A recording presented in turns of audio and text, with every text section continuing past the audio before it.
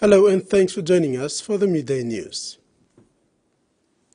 Following the eruption of Mount TVWAN in West New Britain Province, Air Niugini has suspended all flights to Hoskins due to volcanic ash fall on the runway and taxiways and in the vicinity of the airport. A stop press notice was issued by New Sky Pacific on Tuesday, closing the airport to all operations until further notice. Air Niugini is now monitoring the situation carefully and wishes to apologize for the inconvenience caused and will update once more information becomes available. Air Niugini advises passengers holding tickets to travel to or from Hoskins may rebook their travel or later dates with penalties waived. Volcanic ash presents a significant risk to aircraft, and safety is always of paramount importance in their operations. The Rabaul Volcanic Observatory has reported lava flow from a new vent that has developed on Mount TVWAN. Webcam images obtained from the TVWAN webcam showed that the lava flow where it exits the valley in bright with incandescent patches changing in details. The observatory says this may mean the lava flow is moving quite rapidly. Unfortunately, they're not able to see the full distance the flow has advanced to due to topography. For most of the night, moderate to strong glows were reflected in the fume immediately above the flank vent. Observers are yet to verify the cause of these reflected glows. They assume it could be either caused due to changing effusion rates or the thickening and thinning fumes. The eruption is still in an active phase with the presence of active lava flow and continued occasional ash emissions from the summit and from the new vent. The lava flow will be tracked, and the observatory warns that if it continues to advance, it may affect agricultural areas. The eruption will have deposited significant amounts of ash and scoria on the upper slopes of the volcano. The observatory also warns that this would mean a potential for mud flows and flash flooding during periods of heavy rainfall. People have been warned not to approach the lava flow, as boulders can roll off and bushfires may be ignited. Meantime, at the first light this morning, the observatory reported very little ash being emitted, although occasional ash fall should be expected. Ruth Rungula, TV1 News. The eruption of Mount TVWAN has forced approximately 13,000 individuals to seek refuge in designated care centers at Pandi, Sovula, Barema, and Bakada. The displaced population urgently requires water and food supplies. In response to their need, the provincial government, in collaboration with New Britain Palm Oil Limited and Hagi Oil Palm Limited, has initiated relief efforts. Governor Sasindran Mutuvel has directed the immediate dispatch of supplies aiming for a swift delivery to the care centers. Acknowledging the collaborative effort, Governor Mutuvel expressed gratitude to Dr. Billy Joseph, the member for Nipa Kutubu, who contributed 30,000 kina to relief efforts and pledged an additional 20,000 kina for the purchase of crucial medical supplies. A disaster-forward operating base has been established at Biala to enhance the coordination of disaster response activities. Furthermore, 4 health teams from the Provincial Health Authority have been deployed to the care centers, emphasizing the importance of providing timely medical assistance to those affected. Number 1 Super has successfully concluded its regional engagement and awareness sessions for the year, with 4th and final session held on Friday, 17th November 2023 in Wewak, Isipik Province. This one-day engagement and awareness session brought together over 100 Number 1 Super employers and members from both the public and private sectors in Wewak, including representatives from the Maprik district.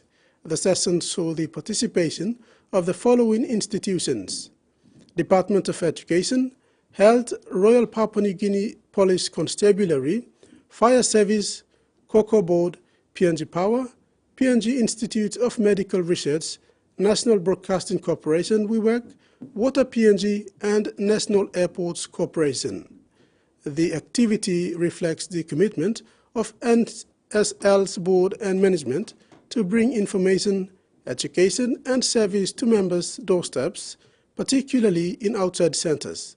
NSL senior management provided valuable insights and updates on various operations initiatives during the session. Prince Edward has flown into Sydney for a 3-day visit supporting the Duke of Edinburgh, Edward on role he has inherited from his father.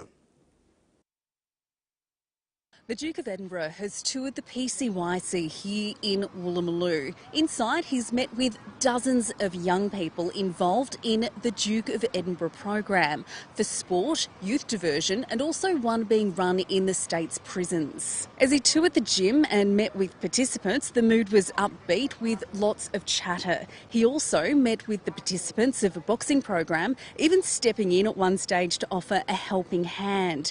He also addressed the group and spoke of the importance of keeping young people out of prison. I have enjoyed meeting each and every one of you. It doesn't matter, whatever challenge comes along your way, you will know how to overcome it. The Duke of Edinburgh program has been running in Australia since 1959 and it's estimated around 800,000 young people have participated in that time.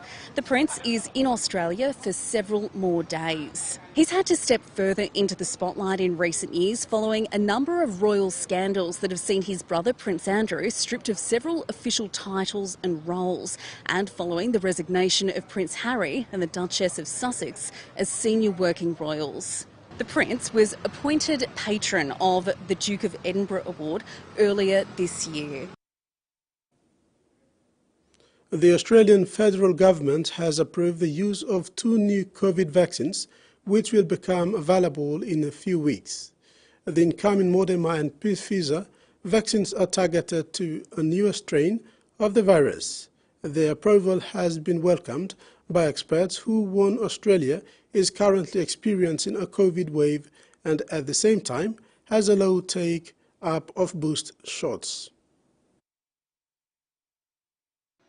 In his Melbourne CBD pharmacy, Stephen Spears is on the front line of the ongoing vaccine rollout. It's been slow, but things are picking up. The number of cases out there seems to be rising at a rapid rate, so people are starting to get concerned. And there might be more on the way with the approval of 2 new vaccines produced by Moderna and Pfizer and targeted to the XBB 1.5 COVID variant. Australia's expert advisory group ATAGI says the new jabs will offer a modest improvement in protection. I accepted the advice to approve that vaccine as one of the COVID vaccines. We have about 3 million doses in warehouses right now. Even though XBB 1.5 isn't necessarily the subvariant that's dominant right now, the good thing about this updated vaccine is that those subvariants that are around at the moment are still quite closely related. And while the new vaccines are good, they won't be available until the 11th of December. And a wave of COVID infections is happening now. But it's simply too soon to know if we are past the peak or when that peak might be. Effectively, every family in Australia will encounter COVID most likely in the next 3 or 4 months. And what that means is thousands of deaths. The head of the Burnout Institute managed to avoid COVID this whole time until now. I don't feel back to normal. I mean, I feel 90%. While nearly 2 million Australian adults have gotten a COVID-19 vaccine in the last 6 months, almost 18 million haven't. 27% of those over 75 are up to date, compared to 20% of those between 65 and 74, and just 6% of adults under 65. You have to have a campaign that sits around this. It's too little, too late. The Health Minister's advice is not to wait. The best vaccine is the one you can get. Team PNG has dropped by 3 places on the 2023 Solomon Islands Pacific Games medal tally at the close of the 4th day of the competition. Team PNG was sitting comfortably in 4th place with 4 gold, 4 silver and 4 bronze medals. But at the conclusion of the 4th day, PNG lost its grid, moving down the pecking order.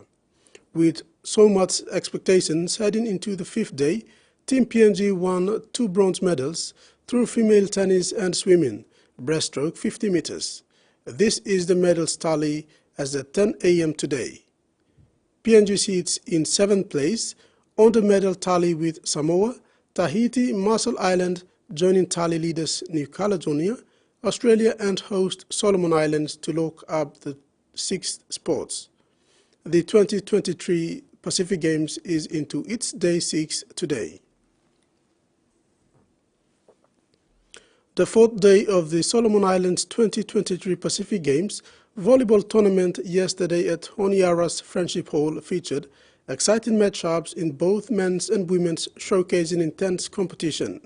It was an awesome performance by the PNG men's volleyball team, beating Fiji 3 sets 25-22, 25-21 and 25-18 to 0 yesterday afternoon in the Pool B match off. Today, PNG meet 2019 gold medalist Tahiti from the #1 spot in pool and head into the crossover finals on Thursday, 23rd November. PNG women's team lost to American Samoa in a stiff contest as Team PNG fought hard to the final whistle in the 5th set. Volleyball continues today at the Friendship Hall. In basketball, the PNG men's team beat Samoa on Tuesday, 87-72. Today, PNG meets New Caledonia in the quarterfinals. For the women's, PNG remain luckless with no win.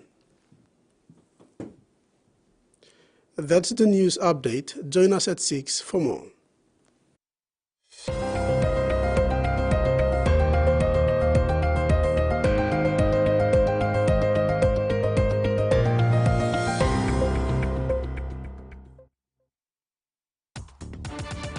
Come on out and join the party, baby!